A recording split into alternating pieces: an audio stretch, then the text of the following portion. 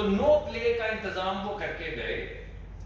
اور پورے ملک کو دیوالیہ کی طرف لے جانے کے لیے انہوں نے اناؤنسمنٹ کیا، وکٹیں اٹھائیں، گلوز پکڑے اور گھر کو بھاگ گئے۔ اب دوسرا سوال جو ہم سے پوچھا جا رہا ہے وہ یہ ہے کہ اگر ایسا ہے تو آپ نے 3-4 ہفتے اضافی کیوں لائے؟ چلے آپ کو 1-2 ہفتے تو لگ گئے، نئی حکومت آئی، آپ نے کابینہ وغیرہ بنائی، تو یہ 3 سے 4 ہفتے اضافی آپ کو کیوں لگے یہ فیصلہ کرنے میں؟ کیونکہ یہ میں آپ کو یاد کروا دوں کہ ہم پچھلے مہینے ہی آئے کیونکہ بعض مرتبہ دوست بھول جاتے ہیں اور وہ گمان ایسا ہوتا ہے کہ شاید ہم ہی 4-4.5 سال سے نہیں بیٹھے، اس وجہ سے یہ تمام جوابات ہم ہی نے دے۔ تو میں یاد دہانی کے لیے کہہ رہا ہوں کہ ہم پچھلے مہینے آئے تھے، تو سوال پھر بھی ہم نے پوچھا جو آپ پوچھتے ہیں کہ آپ نے یہ 3-4 ہفتے اضافی کیوں لگائے؟ تو میں آپ کو آج یہ بتانا چاہتا ہوں کہ وزیر اعظم پاکستان نے اور ہمارے لیڈر محمد نواز شریف صاحب نے باشگاف الفاظ میں اپنے تمام وزیروں کو یہ کہا، مجھے بھی کہا کہ ہم تیل کی قیمت میں 1 روپیہ نہیں بڑھنے دیں گے، چاہے یہ بارودی سرنگ ہے یا نہیں ہے، یہ بوجھ غریب آدمی پر ہم نہیں پڑنے دیں گے۔ آپ جب تک کوئی ایسا لائحہ عمل یا طریقہ کار منسٹری سے نہیں لے کر آتے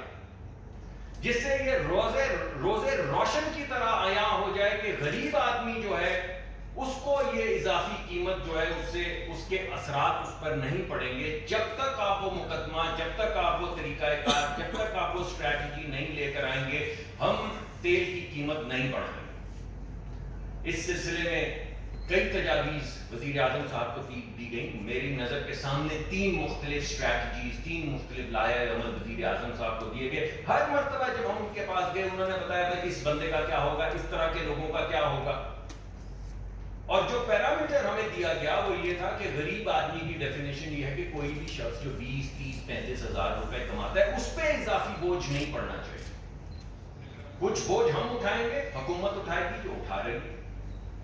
اور کچھ لوگ جو صاحب ثروت ہے کچھ بوجھ ان کو اٹھانا ہوگا۔ خان صاحب نے جو کرنا تھا کر کے چلے کہ بوجھ تو اٹھانا ہے کسی نے، مگر غریب آدمی پہ یہ بوجھ نہیں پڑنے دینا۔ تو یہ جو 2 سے 3 ہفتے اضافی لگے ہیں وہ اس وجہ سے لگے ہیں کہ وہ تمام تجاویز وزیر اعظم صاحب کے پاس تقریباً ویکلی میٹنگز میں جاتی رہی ہیں، اور جب ان کو تھوڑی تسلی ہوئی کہ ہاں ہمارے پاس اب ایک طریقہ کار آ گیا ہے، وضع ہو گیا ہے جس کے ذریعے ہم غریب آدمی کو بچا سکتے ہیں، تو کل رات کو انہوں نے پیٹرولیم پرائسز میں یہ جو اضافہ آپ کے سامنے آیا ہے یہ کرنے کا اعلان کر دیا۔ میں آپ کو آج وہ اناؤنسمنٹ نہیں کروں گا کہ وہ کون سا طریقہ کار ہے جو انہوں نے اپنایا ہے، یہ انہی کا ثوابدید ہے، انہی کا پریویلیج ہے، اور وہی بہت جلد عوام کو بتائیں گے کہ وہ کیا طریقہ کار ہے جس کے ذریعے غریب آدمی کو اس بوجھ سے بچایا جائے گا۔ لیکن میں آپ کو یہ ضرور بتانا چاہتا ہوں کہ غریب آدمی کو اس بوجھ سے بچایا جائے گا۔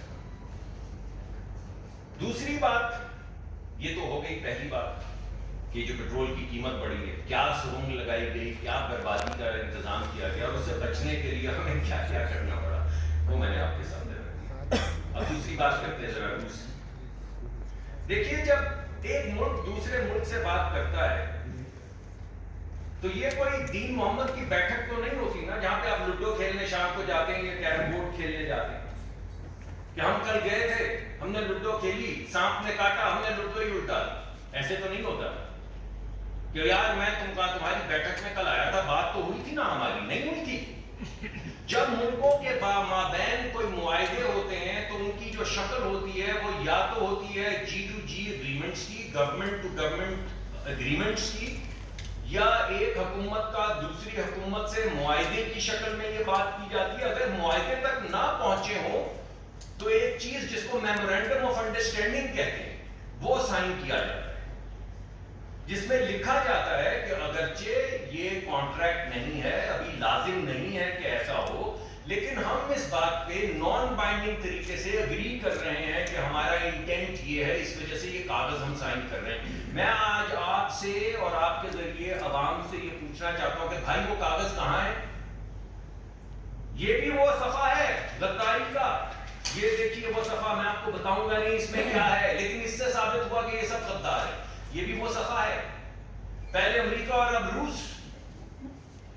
یعنی آپ کو یہ بھی گمان میں نہیں آتا کہ آپ ملک کی خارجہ پالیسی کو کیسے برباد کرتے ہیں صرف اپنے تھوڑے سے رتی بھر سیاسی بینیفٹ کے لیے۔ پہلے ایک ملک کو برباد کیا، پھر نیٹو کو برباد کیا، پھر یورپین یونین کو برباد کیا، کبھی سعودی عربیہ کے خلاف بات کی اور ترکی کے ساتھ جا ملے، کبھی ترکی کے خلاف بات کی اور سعودی عربیہ کے ساتھ پھر ہمیں جو بھی گئے صلح کروانے، وہ سب آپ کو معلوم ہے۔ یعنی یہ کیا انہوں نے تو واقعی دین محمد کی بیٹھک بنا دی ہے، ملک کو بھی اور ملک کی خارجہ پالیسی کو بھی۔ تو میں آپ سے پوچھنا چاہتا ہوں کہ بھائی جان، یہ جو اتنے معززین شہر روز صبح ٹویٹس کر رہے ہیں اور آپ کو یہ بتا رہے ہیں، تو میں یہ پوچھنا چاہتا ہوں کہ وہ گورنمنٹ ٹو گورنمنٹ ایگریمنٹ کہاں ہے؟ وہ M O U, non binding M O U کہاں ہے جس میں لکھا ہے کہ ہاں روس ہمیں یہ سستا تیل دینا چاہتا ہے اور ہاں ہم یہ سستا تیل لینا چاہتے ہیں؟ وہ کہاں ہے؟ اب جو ہے وہ میں آپ کے سامنے پیش کرتا ہوں۔ اپنی رخصت سے کچھ دن پہلے جو اس وقت وزیر تھے پیٹرولیم کے، انہوں نے ایک خط لکھا اور اس خط میں انہوں نے یہ تحریر کیا کہ ہم آپ کے ساتھ تجارت بڑھانا چاہتے ہیں اور اس تجارت کے اندر ہم آپ کے ساتھ انرجی دوبارہ بھیج دیجیے۔ تو ہم نے کہا ہم دوبارہ بھیج دیتے ہیں آپ کو، مگر کوئی جواب نہیں۔ یعنی جو انہوں نے تحریر کیا، جس کو وہ کانٹریکٹ، اور یہ روز آ کر کہہ رہے ہیں کہ ہم وہاں سے، یہ کدھر ہے بھائی؟ وہ کون سا کانٹریکٹ ہے؟ اور اگر آپ کر کے آئے ہیں، زبانی معاہدہ کوئی کر کے آئے ہیں، تو بھائی جان تو پھر وہاں سے جواب کیوں نہیں آ رہا؟ اور آخری بات جو میں آپ کے سامنے رکھنا چاہتا ہوں وہ یہ ہے، یاد رکھیے کہ ہر 15 دن، مہینے کے بعد پی ایس او ٹینڈر کرتا ہے۔ یہ ٹینڈر کمپیٹیٹو ہوتا ہے، یعنی اس ملک کا 50% تیل صرف پی ایس او خریدتی ہے۔ پی ایس او کسی کے ساتھ بائی لیٹرلی تیل نہیں خرید سکتی۔ ایک ہمارا گورنمنٹ ٹو گورنمنٹ معاہدہ ہے، بہت پرانا، 40-50 سال پرانا کویت کے ساتھ۔ اس کے علاوہ ہم صرف ٹینڈر کے ذریعے جو سب سے سستی بڈ دیتا ہے اس کا تیل خریدتے ہیں۔ میں آپ سے یہ سوال اور عوام سے یہ سوال پوچھتا ہوں کہ اگر یہ بھائی جان تمام اصحاب یہ صحیح بات کر رہے ہیں، تو پی ایس او کے ٹینڈر کے اندر وہ 30% سستا تیل کیوں نہیں آ رہا بھائی جان؟ یہ جو روز آپ کاغذ لہرا رہے ہیں، تو مجھے یہ بتائیں کہ اس ہفتے کے ٹینڈر میں کیوں نہیں نکل رہا 30% سستا تیل؟ کیونکہ پی ایس او تو پیپرا رولز کے تحت جو سستا ترین تیل دے صرف اسی سے تیل خرید سکتا ہے۔ تو مجھے کسی نے کہا، کسی صحافی نے بتایا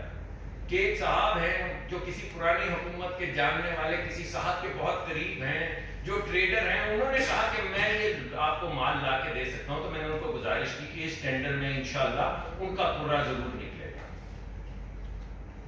تو یہ ہوا میں جو باتیں کر رہے ہیں اور 1-1.5 مہینے سے کر رہے ہیں، تو 30% سستا تیل ہمارے ٹینڈرز میں کیوں نہیں آ رہا؟ اگر 30% سستا تیل اویلیبل ہے، تو 30% سستا تیل ہمارے کسی پرانے حکمران کے کسی قریبی ساتھی کے کوئی دوست جو ٹریڈنگ کرتے ہیں اور بیچنا بھی چاہتے ہیں سستا، میں ان سے درخواست کرتا ہوں کہ ہمارے پاس مت آئیں، ہمیں پیغامات مت بھیجیں، پی ایس او کے ٹینڈر میں شرکت کریں اور 30% سستا تیل اگلے ہفتے اس میں اس کی قیمت ڈالیں، تاکہ عوام کے سامنے یہ ساری بات آئے اور آپ کو بھی پتہ چلے کہ ایک کمپیٹیٹو طریقے سے روس کا تیل